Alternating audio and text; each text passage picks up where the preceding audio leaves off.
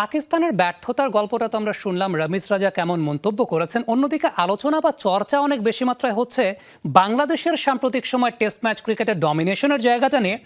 একটা বিষয় তো উল্লেখযোগ্য, সেটা হচ্ছে সাম্প্রতিক সময় যে বিষয়টা আমরা দেখতে পেয়েছি, বাংলাদেশের পেস বোলিং ইউনিটের একটা দৃশ্যমান উন্নতির জায়গা লক্ষ্য করা গেছে। আমাদের কাছে কয়েকটি উপস্থাপনার জায়গা আছে, সেই উপস্থাপনার জায়গাটা যদি আমরা একটু দর্শকদেরকে দেখাই। আমরা যদি কলেবরটাকে একটু ছোট করে 2015 সাল থেকে 2019 সাল পর্যন্ত টেস্টে বাংলাদেশের সেরা বোলার কারা ছিলেন, কাদের কি অবস্থা ছিল, আমরা যদি একটু লক্ষ্য করে দেখি যে টেস্টে বাংলাদেশের সেরা বোলারদের ক্ষেত্রে আমরা যদি আমাদের প্রেজেন্টেশন বা উপস্থাপনার জায়গাটা একটু লক্ষ্য করে দেখি, তাহলে যে বিষয়টা দেখা যায় যে 2015 থেকে 19 সালের মধ্যে টেস্ট ক্রিকেটে বাংলাদেশের সেরা বোলার ছিলেন মেহেদী হাসান মিরাজ, তাইজুল ইসলাম, সাকিব আল হাসান, মোস্তাফিজুর রহমান এবং আবু জায়েদ চৌধুরী রাহি।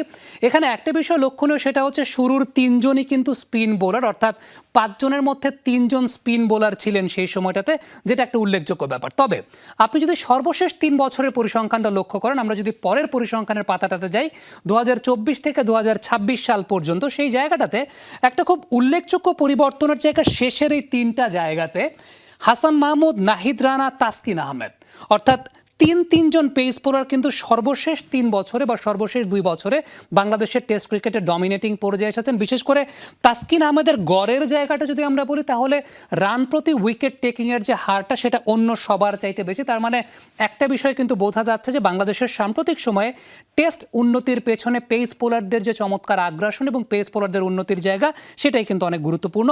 আমরা আরেকটা পরিসংখ্যান ছোট্ট করে দেখে আরও বেশি মাত্রায় বুঝতে পারবো যে আসলে টেস্টে বাংলাদেশ কেমন করেছে। সর্বশেষ 10টা টেস্টে প্রতিপক্ষের 20 উইকেট নিয়েছে বাংলাদেশ 5 বার, প্রতিপক্ষের 19 উইকেট নিয়েছে বাংলাদেশ 1 বার, অর্থাৎ আপনি 6টা টেস্ট ধরতে পারেন যেখানে আসলে প্রতিপক্ষের প্রায় 20 উইকেট বাংলাদেশ নিয়ে ফেলেছিল এবং প্রতিপক্ষকে অল আউট করেছে 20 ইনিংসের মধ্যে 14 বার।